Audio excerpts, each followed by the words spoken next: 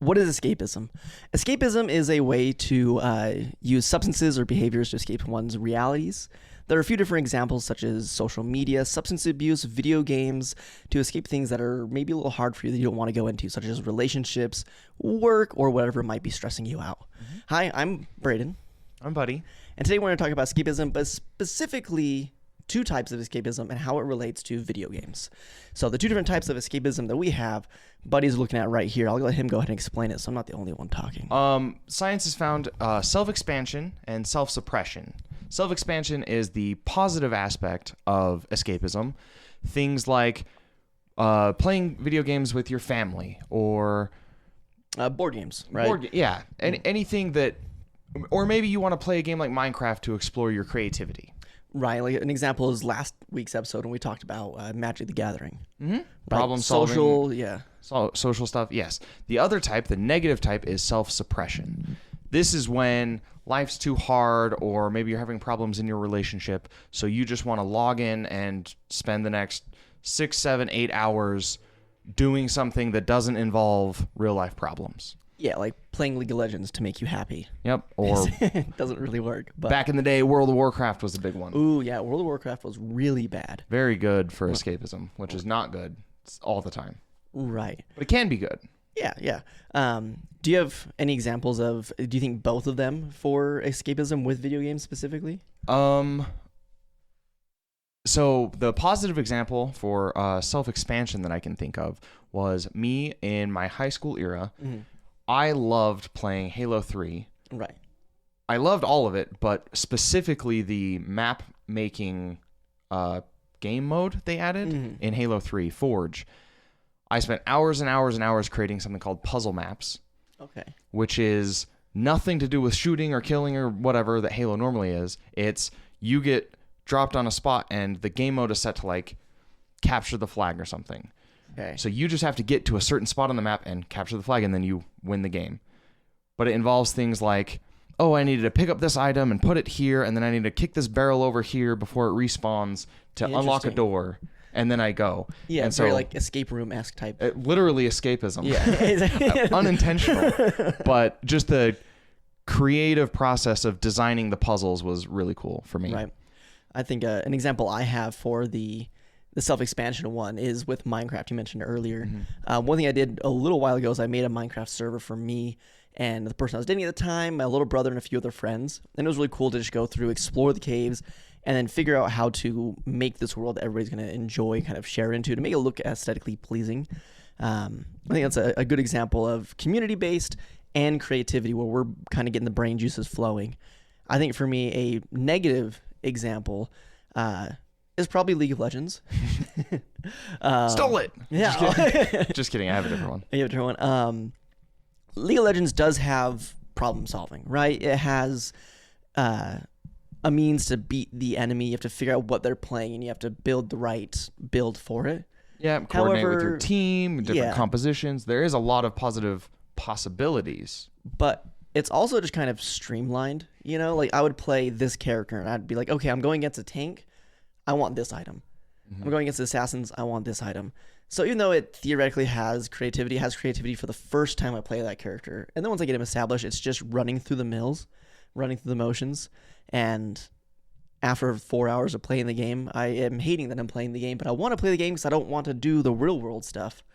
And I think it's a very real problem we have with League of Legends in general. Well, and I think a big reason why League might tend toward the self-suppression side of it is because if you're playing the game and you're 3 or 4 minutes in and the other team does something good, that can kind of just end the game. Yeah. Which sucks, but like it wouldn't be a big deal, except that now you have to spend the next 20 to 30 minutes already knowing that the game is over. Right. And I think that just perpetually like sucks. And then you're like, the next one's going to be different. And as soon as you hit, queue up, there goes the next 45 minutes of your life. Right. Hopefully it's good. Healthy Gamer GG is a YouTube channel. They have a really good video on things like League of Legends and playing for multiple hours a day and how it affects your endorphins.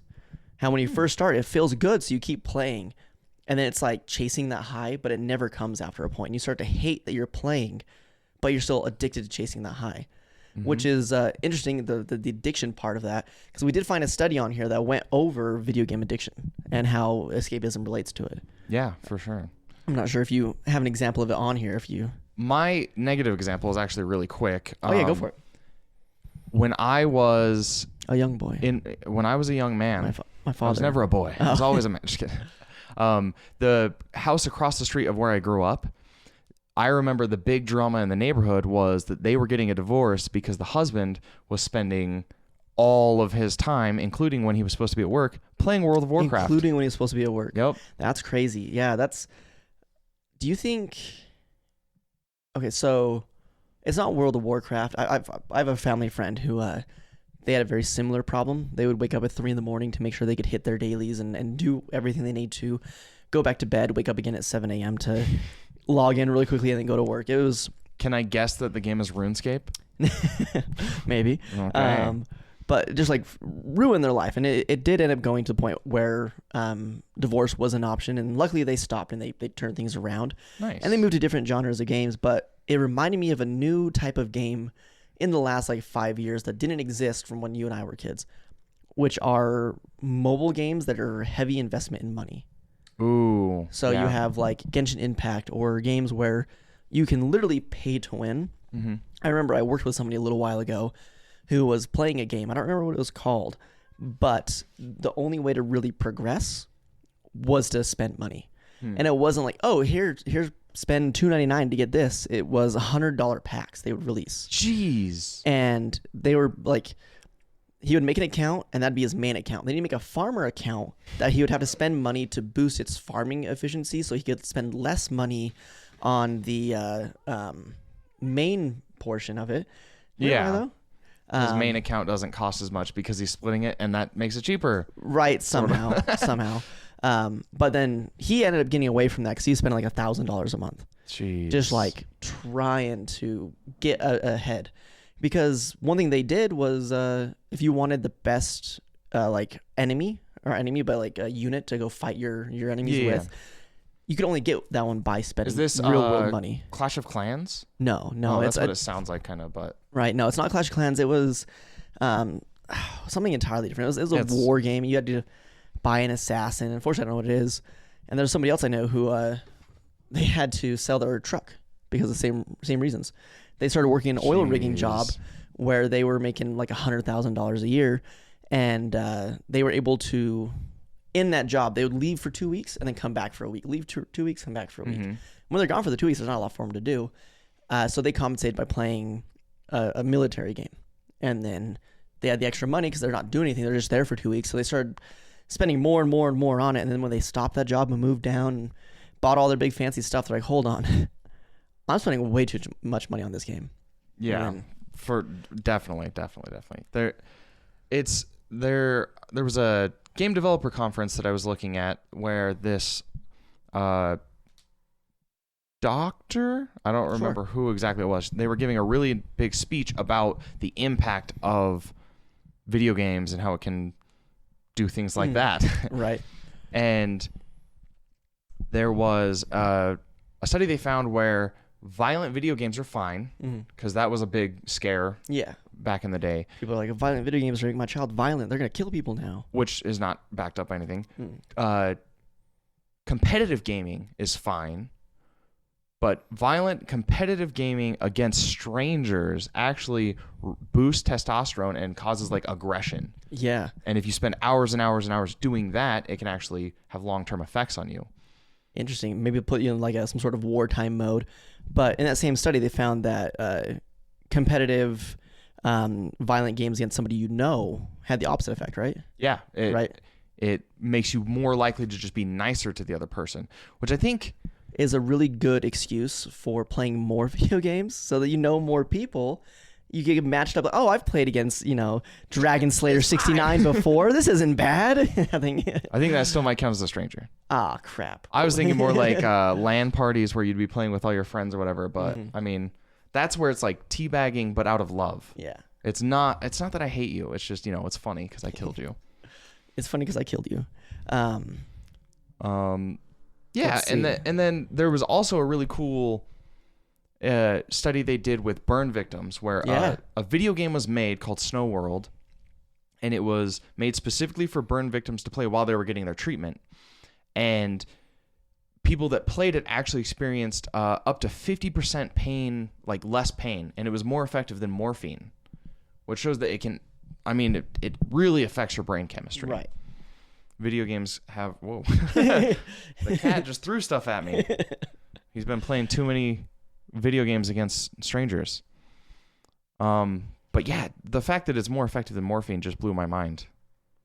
Right. It's video games. We've spent the first, portion of this kind of like talking bad on them and how they do have their bad sides. But that one there, another one is Tetris. I learned this one a little while ago, which I thought was so crazy.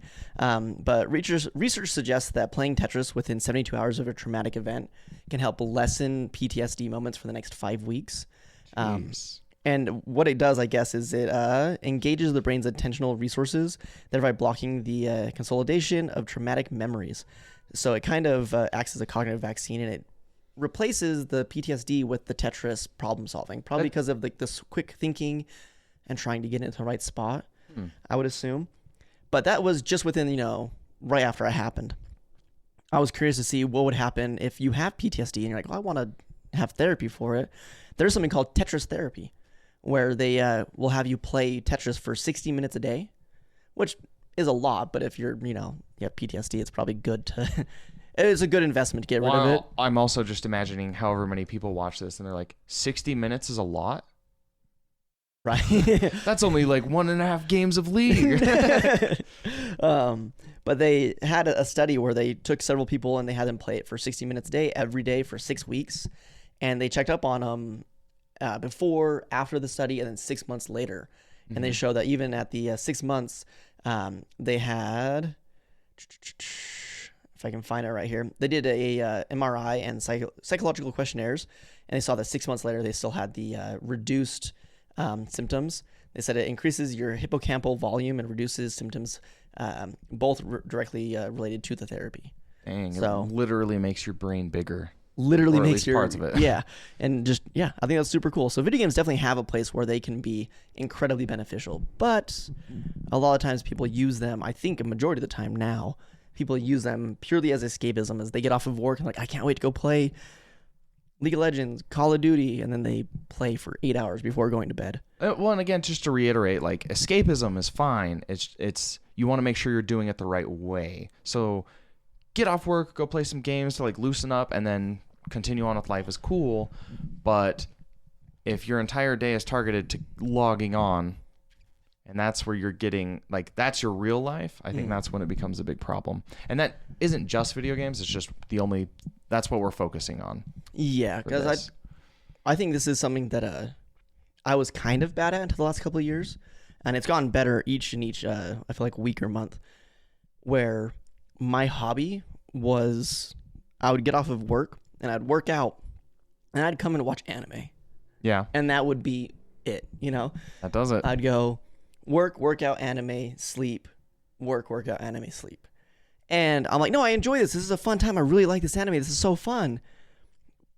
And then I met some people that made me go out and do a few other things. And by doing those different things, I found a huge increase in like my quality of life. To the point now where like it feels weird on the weekends if I don't have plans. Yeah. Right. If I don't have something to go hang out with a group of people, which I'm not saying. Anime. Other than anime, yeah. And those things I do could be playing Baldur's Gate 3 with you. It could be going to the bar with friends, going and playing board games, even just going and watching a movie, which are all forms of escapism, but they're that social, expanding type. The good kind, yeah. Right. So I think a big thing that anyone can learn from this is that just because you're having fun at the moment, it might be having long-term negative effects on you for the rest of your life, really. Well, and kind of like what you said with League of Legends earlier is like, are you actually having fun in the moment? Right. Or was that like 2% of it was really fun and then the rest is just terrible? Right. And this, like, I've run into this one quite a bit where I want to hang out with a friend and they go, oh yeah, I'm just booted up in this game. I got to finish it really quickly. Then I can hang out. Mm-hmm. And then I'm sitting there. I'm like, hey, it's been 40 minutes. Is it done? And they're like, oh, I'm so sorry. Like, I'm not done yet. It's getting close though. Like, we're almost done. And then it has a very real impact on your social life where he's now stressed because he's trying to finish the game quickly, but he wants to win. And there's the social impact of the people he's playing with. If he just throws or stops, it ruins their enjoyment. Yeah. So he feels locked into it. And it's like, I'm not having fun anymore, but I need to do this. It becomes another job. Yeah, just another stressor. And it ruins the point of why you wanted to play the game in the first place, I feel like. Now, I mentioned Healthy Gamers, Gigi, earlier. He has a solution where he loves Dota. That's his game of choice, which is very similar to League of Legends. Probably has very similar genre. feelings and, bad things to it. His was just limiting it to an hour a day. Okay. He's like, I love to play the games. I play a video game every single day, but I only play it for about an hour. And the reason for that is that first hour, great time. He has fun. Win or lose, he's like, man, that was a fun time. But if he gets stuck into the loop of, I lost, I'm going to play until one more win, then that win never comes because you get more and more stressed. All of a sudden, it's been 4 hours. You keep losing. You're booting up another one. You're getting mad. You're breaking your keyboard. You become Tyler 1. It's a whole thing. Yeah. Interesting. That sounds almost like what I imagine gambling addicts have. Like, if I lost that one, but just like one more. Oh, for sure. Yeah. Just one more. And then you hit that one more and like, that was so cool. Just one more. Yeah. I won. I'm on a hot streak. I can't stop now. Keep going. Keep going. Yeah. Which is, I don't know. I think video games are a odd subject in society where it started off with all of our parents saying, no, you can't play video games. They're going to ruin your life. They're bad for you. Go outside and play. And we're like, no, Mom, no, it's fun. I'm playing with my friends. I'm getting in my social interaction here. And it's been that debate of they're bad, they're good, they're bad, they're good. And I think it's kind of become such a diluted market where you can't have too many productive conversations with it. Yeah. Especially with somebody who does play a large amount of video games. Or even somebody, I guess, on either end of the spectrum, right? Yeah. Somebody who plays no video games, you can't have a productive conversation because they say, I'm happy. I don't play video games. Why can't you be happy without them? Yeah. And then you have somebody who plays a lot of video games and they say, no, that's where a lot of my friends are online. Why can't I do that? But I think it's an important conversation for a lot of people to not necessarily have with somebody else, but have with themselves to look back and reflect and say, do I play too many games? Am I having fun on this 4th hour of playing Slay the Spire? I wonder if just setting a timer for like 15 minutes or 20 minutes, something like that, and be like, every time the timer goes off, just like honestly talk to yourself and be like, is playing this game really what I want to be doing right now? Is it doing what I wanted it to do? If so, maybe reset the timer. If not, maybe that's a good time to save and quit. Right. And then I guess the huge part of all of this is the reason you need escapism, right? If you're playing a video game to escape from something, that's great. Escape from it for a little bit, but you need to address that. Yeah, you got to come back. Right. I can't tell you how many people I've talked to that want certain things to happen in their life, and I asked them about their day-to-day, and we're just having to chat, and I found out that they went and they played Slay the Spire for 6 hours after work and then went to bed. And I'm like, okay, so when did you start to work on your goal? Yeah, when are you taking steps to actually do that thing that you said you wanted? Yeah. They'll be like, oh man, I hate my life. I just don't feel like I'm doing anything productive anymore. And I'm like, oh cool, yeah, what do you want to do? Oh, I really want to make music. Yeah, dude, that's awesome. Like, you should keep me updated. And then they played Slay the Spire. I'm like, oh, what do you do? Oh, I just played video games. But don't you hate that you're doing nothing and you just did essentially nothing for, I don't know. Well, it's interesting because it probably doesn't feel like they're doing nothing. Right. They're actively engaged in something. So I've been writing recently, and just one way that I've felt is because I want to do other things. I want to write music or whatever it is that you want to do that's like the productive thing. Right. What I found is I'll sit down and I'll do the kind of the opposite of what I just said, where I'll open up the clock app on my computer, hit 20 minutes or whatever, 30 minutes. I think I usually do 20. And I'm like, I just have to be here. Even if I'm not typing anything, I'm writing. I'm staring at the screen. I'm not looking at my phone for 20 minutes. Once that's off, no pressure. I can do whatever I want. Yeah. But I just have to at least sit here and try for 20 minutes. And I don't think I've ever had the timer go off and then I actually walk away from my computer. That was going to be I my just question. keep going. Because that happens a lot with like cleaning advice, right? They say, you need to clean your house. It's hard to do. You don't want to do it. Just set a timer for 5 minutes. Choose a project. Clean that for 5 minutes. And a lot of time you're going to find out that your timer goes off and you're going to finish the project, right? You're going to keep cleaning the kitchen until it's done. It's momentum, man. Yeah. Because life is hard and it's that first step. Have you ever heard of the flinch? No? The flinch is a term for when you want to do something that scares you, you kind of like mentally recoil from it. and that's the flinch. If you can get past the flinch, it makes everything a lot easier. So that's a part of the reason for cold plunge therapy, right? People are like, they're afraid to get into a giant tub full of ice water. And some people say that if you start your day like that, where the first thing you do is take a cold shower or get into a cold ice bath, and you like have that flinch moment, theoretically it should make the rest of the day easier to handle, which is maybe a form of escapism that could be cool to look into. But yeah, if you can get past that flinch, you can make yourself do it. A lot of the time you'll just have the momentum to keep going, to roll through it. I mean, that makes sense. That makes a ton of sense, I think. But maybe this is a good time for you to stop watching YouTube. Speaking of ending, our storage over here decided that it was done with the recording, so I think it's a good sign for us to go ahead and pass the question on to you guys. Do you have any experiences with unhealthy escapism? Do you have any moments where you yourself might have been kind of delving too hard into a video game and realize, halfway through that you're not having fun anymore, and that was kind of the last time you played that video game? So I think there's a lot of times where we start a game without noticing or realizing that's going to be the last time we play it, because halfway through we say, you know what, I'm done with this, and you move on to a new adventure and you feel a little bit better for a while. Or you have any examples like we both shared of people who have had a really hard time in life because they spent too much time, money, and emotional effort on this video game that ended up resulting in negative impacts with their relationships in life? Very interested to hear about that, so go ahead and comment down below. I think we fixed some of the at least focusing issues. Hopefully. So if you notice any, go ahead and let us know down below. I appreciate the comments from last time of lighting. We had a little bit of conversation on how to maybe improve it. And I think we're going to have a better setup, not this video, of course, but hopefully the next one, and not have as many of the shadows back here. We'll see how it goes. I don't know. We're going to maybe see a little bit more lights. We have a fun little potion thing over here that I need to get some batteries for. It's going to light up all nice and purple and have a fun little color in the background. Yeah, the background. I think you're done speaking. Yeah, I think I need to escape a little bit from this and go play some League of Legends. Let's not do that. But I have so much fun. Nope. Okay. All right, well. We'll see you next time. All right, see you later, guys.